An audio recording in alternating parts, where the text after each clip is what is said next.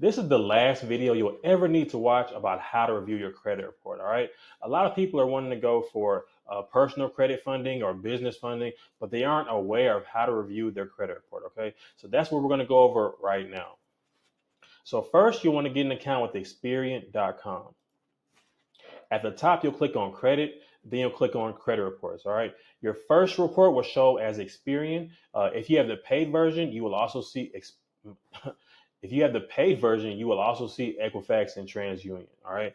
This is where you're going to go to review everything on your credit report, whether it's positive or negative. This is where you're going to know everything that's reporting whenever you apply for credit with any type of bank. All right. Or any type of lender or any type of creditor. All right. You need to know what's on your credit report at all times, whether it's positive, negative, true or false. All right. Whether it's yours that you did actually take out or it's an accident that the credit bureau has made a mistake on.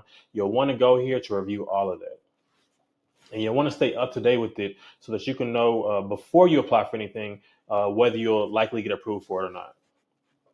And then once you open up your credit reports, the first thing you're going to see is your credit score. All right. Once you open up your credit reports, the first thing you will see is your credit score. Okay.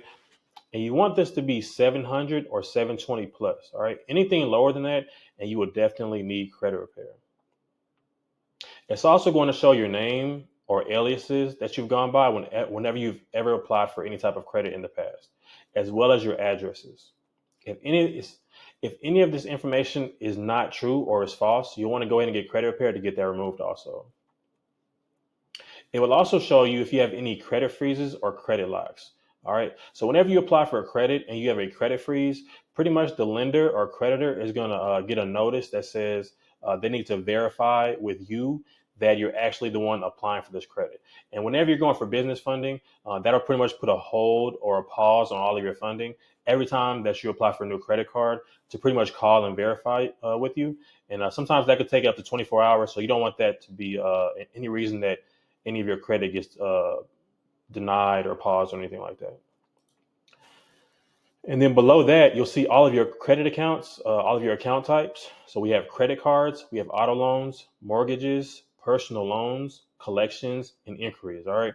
You want all of your inquiries to be you want less than 3 inquiries on each bureau, being Experian, TransUnion, and Equifax. Anything more than that will show that you're pretty much thirsty or kind of desperate for credit at that time. And then now we're going to go into reading the accounts. So for your credit cards, you'll see your credit limits. All right. And the bigger, the better. 10K plus is nice whenever you're applying for bigger funding. So pretty much all of the banks are going to look at what you've been given in the past. And that is going to be their determining factor of how much credit they're allowed to give you. All right. So if you've only been given $1,000 credit limit in the past, what do they look like giving you a $50,000 credit limit if you haven't proven that you could even handle a $5,000 credit limit? And then also for the balances, you want your balance to be low. So let's say you have $1,000 credit limit and your balance is also $1,000. That shows that you've maxed out all of the credit that has been allowed to you, which also shows that you're in a tough financial position. You're also going to see the types of banks that you have your credit cards with. The major banks are like Chase, Bank of America, Wells Fargo. The credit unions are Navy Federal, PenFed. There are also others. You also have like regional banks, which are smaller banks, PNC, Regions, etc. Right.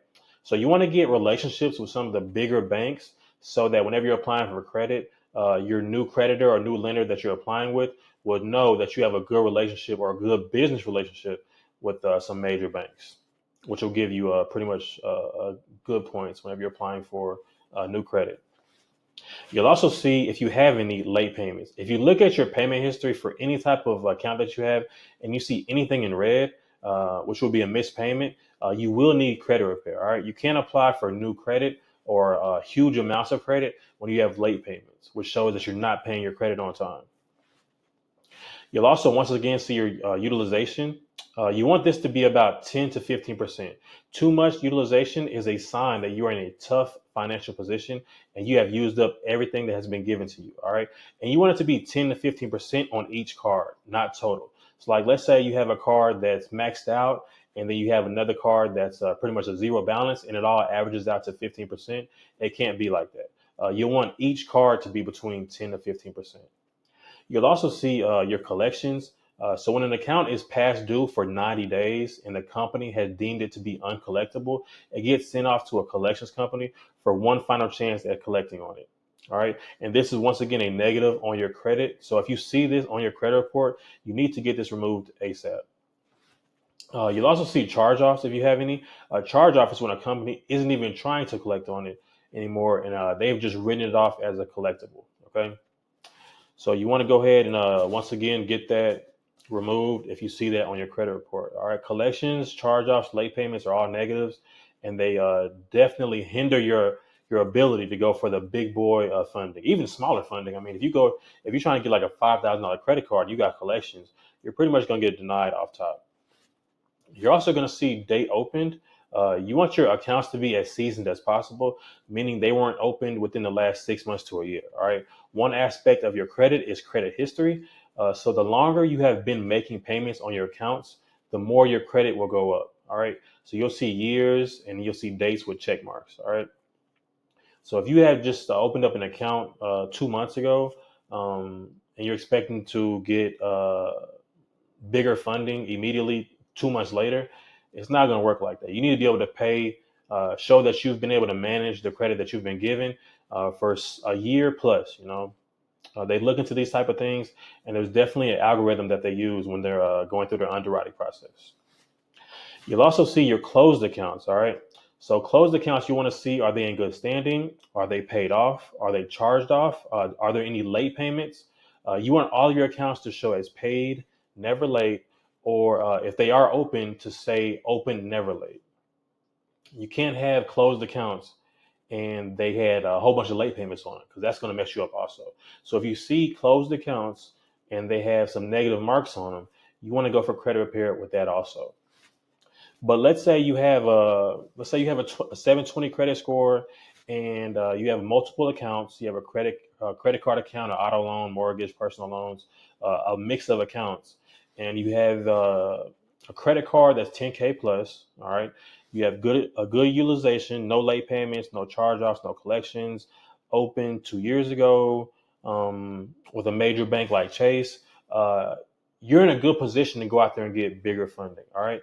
So that's when you come to us. You come to us and we go out there. We have relationships with different banks. We have about 10 to 15 different banks that we go to, that we work directly with the underwriters to get you approved for credit cards that are upwards of 50,000. Sometimes 75,000 on one card for business funding. Okay. So you definitely want to make sure that you have everything in place before you try to get funding. Any type of late payment collections is definitely going to hinder you. So go ahead and get credit repair, and then later on down the line, you'll be able to get those $50,000, $75,000 credit cards, so that you can go out there and start investing in your business or whatever your goals are. All right. So that's all I have for this video. If you have any questions, we can definitely hop on a call. Make sure you click the link below, and we can definitely talk about your goals and what we can do to help you hit those goals.